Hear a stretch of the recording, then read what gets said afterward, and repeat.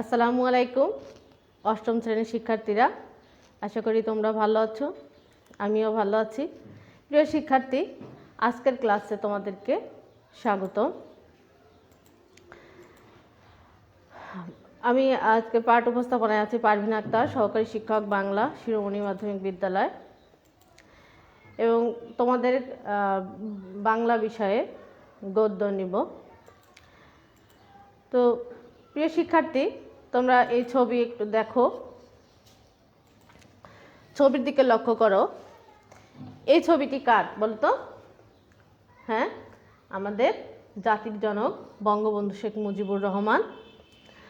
তিনি দেখেও এইখানে কি করছেন, তোমরা ছবিটা দেখে কি বুঝতে পারো? কিছু বুঝতে পারছো? হ্যাঁ, তিনি ঐতিহাসিক 7ই মার্চে ভাষণ দেন। 1971 সালে 7ই মার্চ তিনি একটি ভাষণ দেন। সেই ভাষণেরই চিত্র এখানে দেখা যাচ্ছে, তাই না? তাহলে এই ছবির সাথে তোমাদের পাঠ্য বইয়ের কোনো বিষয় মিল আছে? হ্যাঁ হ্যাঁ, অবশ্যই আছে, তাই না? কি বলো তো? হ্যাঁ বলো। এই যে এবারের সংগ্রাম, স্বাধীনতার সংগ্রাম,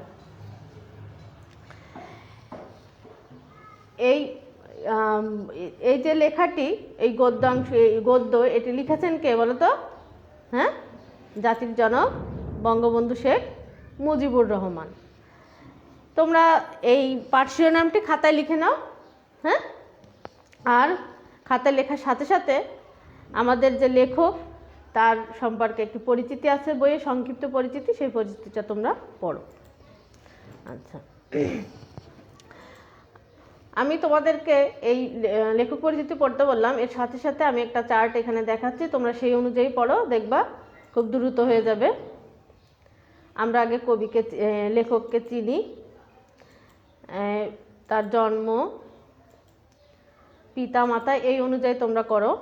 পেশা, রচনা, পুরস্কার, সম্মাননা, মৃত্যু। ঠিক আছে? এবার তোমাদের নিশ্চয়ই পড়া হয়ে গেছে, তাই না? তো পড়ো আর আমার সাথে সাথে মিলিয়ে নাও। যে লেখকের হচ্ছে জন্ম, কত সাল দেখো, 17 মার্চ 1920 খ্রিস্টাব্দ, টুঙ্গিপাড়া, গোপালগঞ্জ। গোপালগঞ্জের টুঙ্গিপাড়া গ্রামে তিনি জন্মগ্রহণ করেন। তার পিতা শেখ লুৎফর রহমান, মাতা সায়রা খাতুন। তোমরা খাতায় লিখে নাও। হ্যাঁ, তার পেশা ছিল কি? রাজনীতি, সম্মোহনী নেতৃত্ব, মানে তিনি একজন রাজনীতিবিদ ছিলেন। রচনা, অসমাপ্ত আত্মজীবনী, এবারের সংগ্রাম, স্বাধীনতার সংগ্রাম। তার পুরস্কার জুলিও কুরি পদক তিনি পান। সম্মাননা হচ্ছে বঙ্গবন্ধু উপাধি। তার মৃত্যু 15 আগস্ট 1975 খ্রিস্টাব্দ, সামরিক বাহিনীর কতিপয় বিপথগামী সদস্যের হাতে। আমি আবারও বলছি, তোমরা আমার সাথে মিলিয়ে নাও। তার জন্ম 17 মার্চ 1920 খ্রিস্টাব্দ, টুঙ্গিপাড়া, গোপালগঞ্জ। পিতা শেখ লুৎফর রহমান, মাতা সায়রা খাতুন। পেশা রাজনীতি, সম্মোহনী নেতৃত্ব। রচনা অসমাপ্ত আত্মজীবনী, এবারের সংগ্রাম, স্বাধীনতার সংগ্রাম। পুরস্কার জুলিও কুরি পদক। সম্মাননা বঙ্গবন্ধু উপাধি। মৃত্যু 15 আগস্ট 1975 খ্রিস্টাব্দ, সামরিক বাহিনীর কতিপয় বিপথগামী সদস্যের হাতে। প্রিয় শিক্ষার্থী, এবার তোমরা বইটি খুলো। বইটি খুলে এবার দেখো যে আমাদের জাতির জনক বঙ্গবন্ধু শেখ মুজিবুর রহমান, তিনি 7ই মার্চে যে ভাষণ দেন, সেই ভাষণটি আমরা একটু দেখবো এখন, আর তোমরা বইয়ের সাথে মিলিয়ে নাও।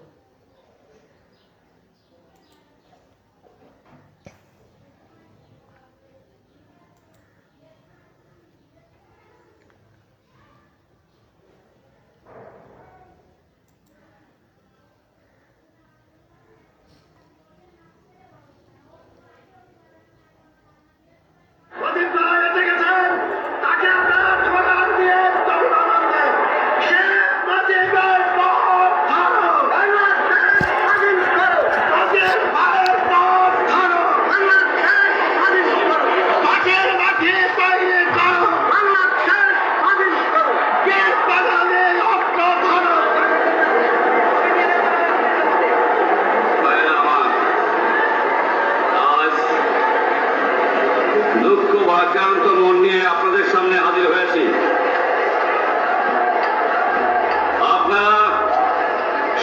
জানেন এবং বোঝেন আমরা আমাদের জীবন দিয়ে চেষ্টা করেছি, কিন্তু দুঃখের বিষয় আজ ঢাকা, চট্টগ্রাম, খুলনা, রাজশাহী, রংপুরে আমার ভাইয়ের রক্তে রাজপথ রঞ্জিত হয়েছে। আজ বাংলার মানুষ মুক্তি চায়, বাংলার মানুষ বাঁচতে চায়, বাংলার মানুষ তার অধিকার চায়। নির্বাচনের পরে বাংলাদেশের মানুষ সম্পূর্ণভাবে আমাকে আওয়ামী লীগকে ভোট দেন। আমাদের ন্যাশনাল অ্যাসেম্বলি বসবে, আমরা সেখানে গণতন্ত্র তৈরি করব এবং এই দেশকে আমরা গড়ে তুলব। এদেশের মানুষ অর্থনৈতিক, রাজনৈতিক, সাংস্কৃতিক মুক্তি পাবে।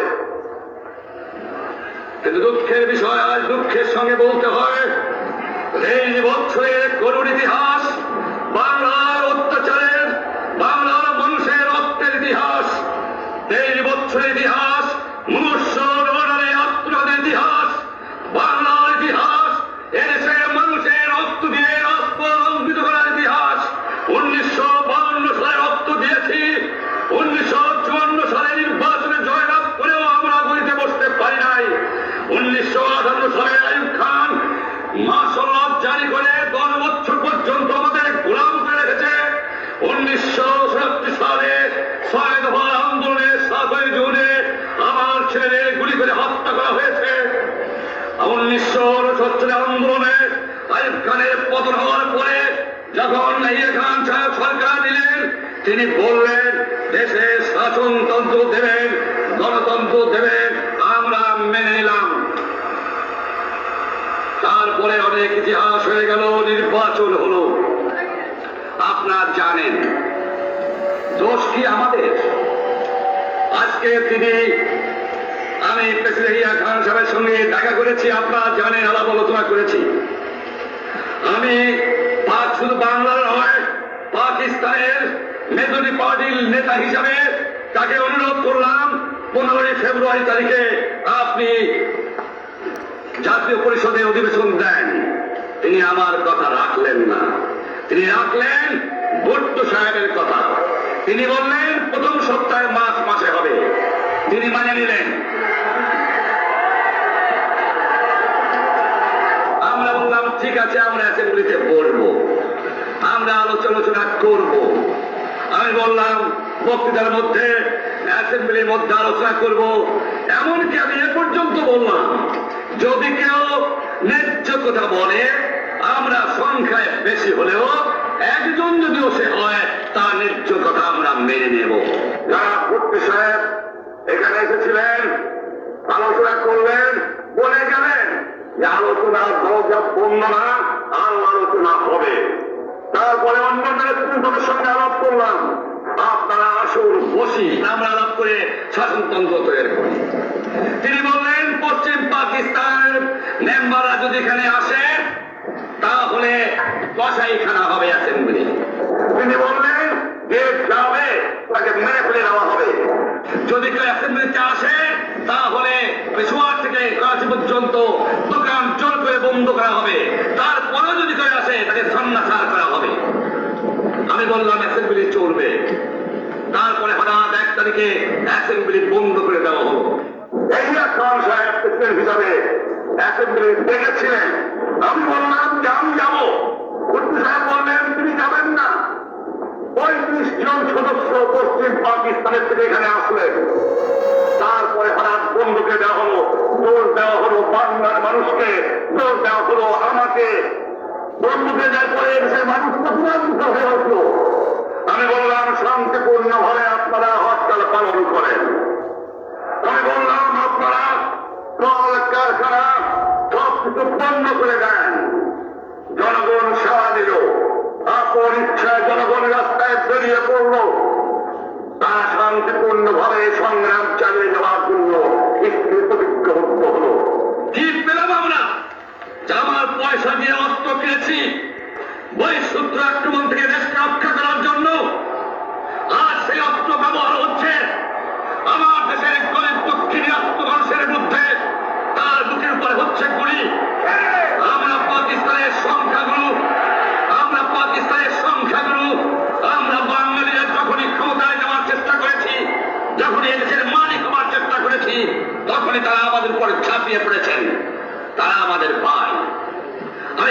তাদের কাছে এই কথা যে আপনারা কেন আপনার ভাইয়ের মুখে গুলি মারবেন?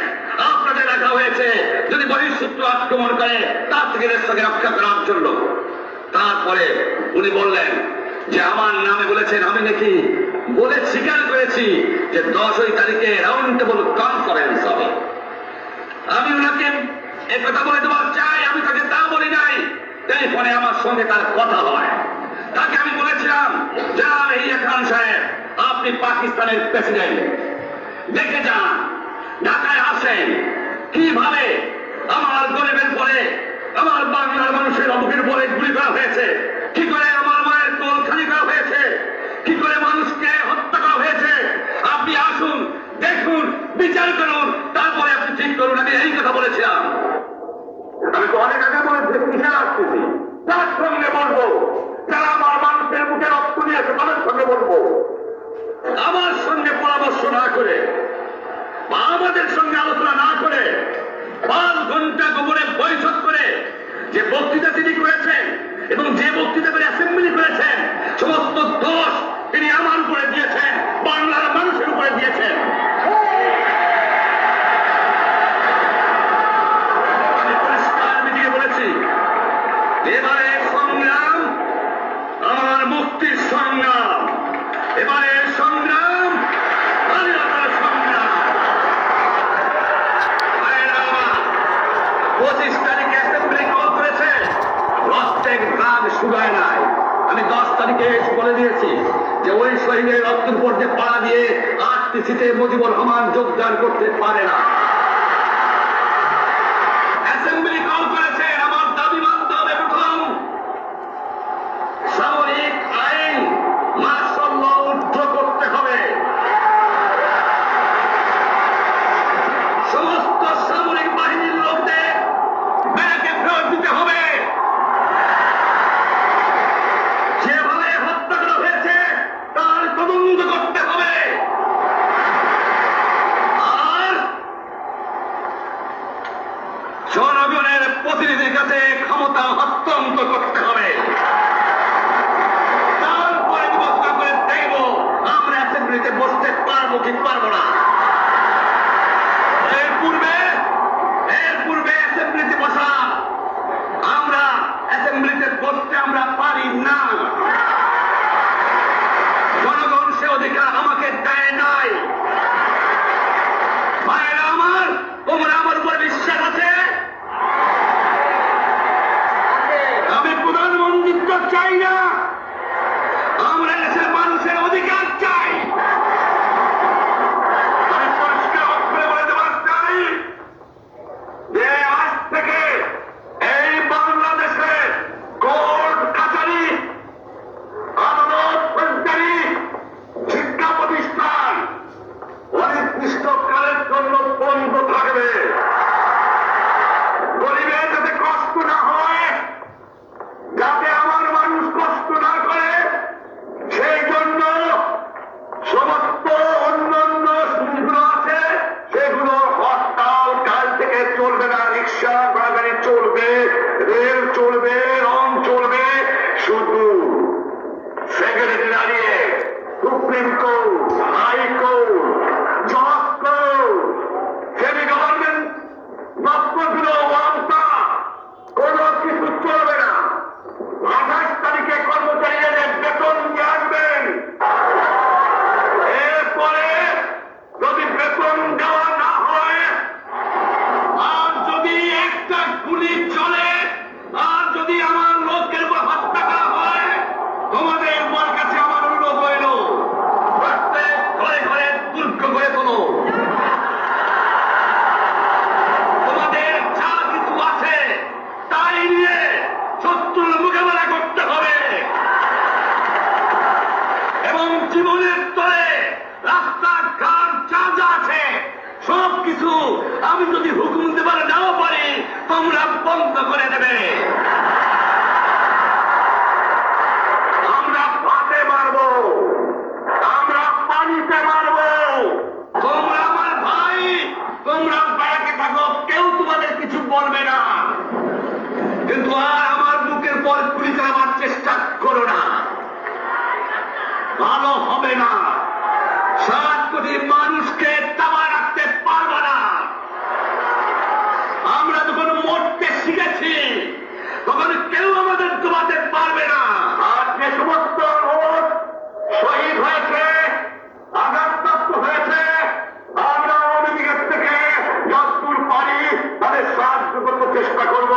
যারা পারেন আমার রিলিফ কমিটি সামান্য টাকা পয়সা পোস্ট দিয়ে দেবেন। আর এই 7 দিন হরতালে যে সমস্ত শ্রমিক ভাইরা যোগদান করেছেন প্রত্যেকটাই শিল্পের মালিক তাদের বেতন পৌঁছায় দেবেন। সরকারি কর্মচারীদের বলে আমি যা বলি তা মানতে হবে। যে পর্যন্ত আমার এই দেশের মুক্তি না হয়ে খাজনা ট্যাক্স বন্ধ করে দেওয়া হলো, কেউ দেবে না। মনে মনে রাখবেন, শত্রু বাহিনী ঢুকেছে, নিজেদের মধ্যে আত্মকলহ সৃষ্টি করবে, লুটপাট করবে। এই বাংলায় হিন্দু মুসলমান বাঙালি নন বাঙালি যারা আছে তারা আমাদের ভাই, তাদের অক্ষাৎ দায়িত্ব আপনাদের উপরে, আমাদের জন্য বদনাম না হয়। মনে রাখবেন যে টেলিভিশনের কর্মচারীরা যদি রেডিওতে আমাদের কথা না শুনে তাহলে বাঙালি রেডিও স্টেশনে যাবেন না। যদি টেলিভিশন আমাদের নিউজ না দেয় কোন বাঙালি টেলিভিশনে যাবেন না। 2 ঘন্টা ব্যাংক খোলা থাকবে যাতে মানুষ তাদের নায়নাপত্র নেবার পারে। কিন্তু পূর্ব বাংলা থেকে পশ্চিম পাকিস্তানে 1 পয়সাও চালান হতে পারবে না। টেলিফোন টেলিগ্রাম আমাদের এই পূর্বাংলায় চলবে এবং বিদেশের সঙ্গে নিউজ মাধ্যমে করতে হবেন। কিন্তু যদি এই দেশের মানুষকে খতম করার চেষ্টা করা হয় বাঙালিরা বুঝে শুনে কাজ করবেন। তবে অনুরোধ করছি, আপনারা আমাদের ভাই, আপনারা দেশকে একেবারে জাহান্নামে ধ্বংস করে দিয়েন না। জীবনে আর কোনদিন আপনার যদিও আমরা শান্তিপূর্ণভাবে আমাদের ফয়সালা করতে পারি তাহলে অন্তপক্ষে ভাই ভাই হিসেবে বাস করার সম্ভাবনা আছে। সেই জন্য আপনাদের অনুরোধ করছি, আমার এই দেশে আপনারা মিলিটারি শাসন চালাবার চেষ্টা করবেন না। দ্বিতীয় কথা, প্রত্যেক গ্রামে, প্রত্যেক মহল্লায়, প্রত্যেক ইউনিয়নে, প্রত্যেক সাব ডিভিশনে আওয়ামী লীগের নেতৃত্বে সংগ্রাম পরিষদ গড়ে তোলো এবং তোমাদের যা কিছু আছে তাই নিয়ে প্রস্তুত থাকো। মনে রাখবা, রক্ত যখন দিয়েছি রক্ত আরো দেব, এদেশের মানুষকে মুক্ত করে ছাড়বো ইনশাআল্লাহ। এবারে সংগ্রাম আমাদের মুক্তির সংগ্রাম, এবারে সংগ্রাম স্বাধীনতার সংগ্রাম। জয় Bangla.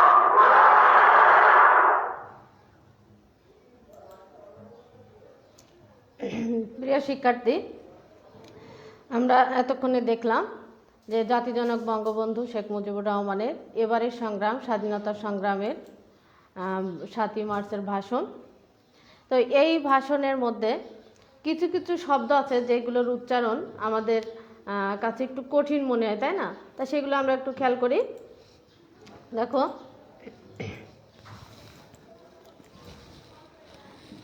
National assembly, barrack, secretariat, semi government, martial law, এগুলোর উচ্চারণ একটু দেখে নাও। এবার এসে আমরা কিছু শব্দের অর্থ জানি যেগুলো আমাদের কাছে একটু অজানা মনে হচ্ছে, এগুলোর অর্থ খুঁজে বের করার চেষ্টা করি।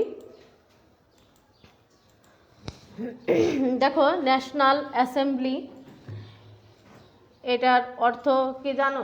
হ্যাঁ, আচ্ছা, আমরা একটু দেখে নিই। ন্যাশনাল অ্যাসেম্বলি অর্থ শাসনতন্ত্র। এই ছবিগুলো দেখে একটু অর্থ বের করার চেষ্টা করো। আর হচ্ছে ভুট্টো সাহেব। দেখো, এবার আমার সাথে তোমরা একটু মিলিয়ে নাও। তোমরা এতক্ষণে চিন্তা করে হয়তো বা পেয়ে গেছো উত্তর। আচ্ছা, ন্যাশনাল অ্যাসেম্বলি অর্থ হচ্ছে জাতীয় পরিষদ। এ দেখো, জাতীয় পরিষদ অর্থাৎ সংসদ অধিবেশন হয়, এটা হচ্ছে ন্যাশনাল অ্যাসেম্বলি। শাসনতন্ত্র, এটা হচ্ছে সংবিধান। যার অর্থ। আর ভুট্টো সাহেব তিনি হচ্ছেন পাকিস্তান পিপলস পার্টির তৎকালীন নেতা জুলফিকার আলী ভুট্টো। আরও কিছু শব্দ আছে সেগুলো দেখো। আরটিসি, মার্শাল ল, সেক্রেটারিয়েট, এগুলোর অর্থ এবার আমরা খুঁজে বের করার চেষ্টা করি। এই ছবি দেখে কিছু তো একটু ধারণা হচ্ছে, তাই না? আচ্ছা, এবার দেখো আরটিসি অর্থ হচ্ছে গোল টেবিল বৈঠক। এখানে দেখো গোল টেবিল নিয়ে কি বৈঠক চলছে। মার্শাল ল অর্থ হচ্ছে সামরিক আইন, আর সেক্রেটারিয়েট অর্থ হচ্ছে সচিবালয়। প্রিয় শিক্ষার্থী, এবার তোমাদের একটি একক কাজ আছে, সেই কাজটি তুমি করো, খাতায় লিখে নাও। প্রশ্নটি হচ্ছে বঙ্গবন্ধু শেখ মুজিবুর রহমান কত তারিখে জন্মগ্রহণ করেন? 2 নম্বর প্রশ্ন, ন্যাশনাল অ্যাসেম্বলি কি? এই প্রশ্ন দুটি তুমি খাতায় লিখে নাও, এরপরে নিজে উত্তর লিখবে। লেখা হয়েছে? হ্যাঁ, আচ্ছা। এবার দেখো আমরা যে লেখকের যে ভাষণটি, এটা আমরা দেখলাম। এর মূল যে কথাগুলো, সে কথাগুলো আমরা একটু নিজেরা বের করি। দেখো, পাকিস্তানি ঔপনিবেশিক রাষ্ট্র কাঠামো ভেঙে বাঙালির সার্বিক মুক্তি অর্জনের লক্ষ্যে 1966 সালে বঙ্গবন্ধু শেখ মুজিবুর রহমান 6 দফা কর্মসূচি ঘোষণা করে কারাবরণ করেন। 1970 সালে সাধারণ নির্বাচনে বঙ্গবন্ধুর নেতৃত্বে আওয়ামী লীগ অর্জন করে নিরঙ্কুশ বিজয়। তবুও পাকিস্তানি শাসক গোষ্ঠী বাঙালিদের হাতে ক্ষমতা হস্তান্তর না করে ষড়যন্ত্রের পথ বেছে নেয়। 1971 সালে 2রা মার্চ থেকে বঙ্গবন্ধুর আহ্বানে বাংলার সর্বাত্মক অসহযোগ আন্দোলনের ধারাবাহিকতায় 7ই মার্চ 1971 এ ঢাকার রেসকোর্স ময়দানে, বর্তমান সোহরাওয়ার্দী উদ্যান, প্রায় 10 লক্ষ লোকের উপস্থিতিতে বঙ্গবন্ধু শেখ মুজিবুর রহমান 18 মিনিটের ঐতিহাসিক ভাষণ দেন। ইউনেস্কো এই ভাষণটিকে বিশ্ব প্রামাণ্য ঐতিহ্য হিসেবে স্বীকৃতি দিয়েছে, যা বাংলাদেশের জন্য গৌরবে। এই ভাষণ 7ই মার্চের ভাষণ হিসেবে বিখ্যাত। প্রিয় শিক্ষার্থী, এই রচনার মূল বিষয় আমরা জানলাম। এবার তোমাদের একটা কি দলীয় কাজ আছে, যদিও দলীয় কাজ করানোর এখন করানো সম্ভব না, তারপরে প্রশ্নটি তোমরা লিখে নিতে পারো, এরপরে নিজে নিজে বাসায় চেষ্টা করবে। প্রশ্নটি হচ্ছে জাতির পিতা বঙ্গবন্ধু শেখ মুজিবুর রহমান কোন কোন আন্দোলনে কি জাতীয় ভূমিকা রেখেছেন আলোচনা করো। আমি আবার বলছি, জাতির পিতা বঙ্গবন্ধু শেখ মুজিবুর রহমান কোন কোন আন্দোলনে কি জাতীয় ভূমিকা রেখেছেন আলোচনা করো। লেখা হয়েছে? আচ্ছা, তাহলে তোমাদের কিছু প্রশ্ন করি। এবার দেখি তোমরা ভাষণটি দেখলে এবং এখান থেকে কিছু কিছু শব্দের উচ্চারণ এবং অর্থ জানলে। এবার একটু প্রশ্ন করি। আচ্ছা, প্রশ্নগুলো তোমরা দেখো। প্রথম প্রশ্ন, বঙ্গবন্ধু শেখ মুজিবুর রহমান কত সালে নিহত হন? আরটিসি কি? রেসকোর্স ময়দানের বর্তমান নাম কি? 6 দফা আন্দোলন কত সালে হয়েছিল? বঙ্গবন্ধুর 7ই মার্চের ভাষণকে কোন ভাষণের সঙ্গে তুলনা করা হয়? হ্যাঁ, তোমাদের উত্তর নিশ্চয়ই প্রস্তুত হয়ে গেছে, তাই না? আচ্ছা, তাহলে আমার সাথে একটু মিলিয়ে নাও। আচ্ছা, বঙ্গবন্ধু শেখ মুজিবুর রহমান 1975 সালে নিহত হন। আরটিসি অর্থ হচ্ছে রাউন্ড টেবিল বৈঠক। রেসকোর্স ময়দানের বর্তমান নাম হচ্ছে সোহরাওয়ার্দী উদ্যান।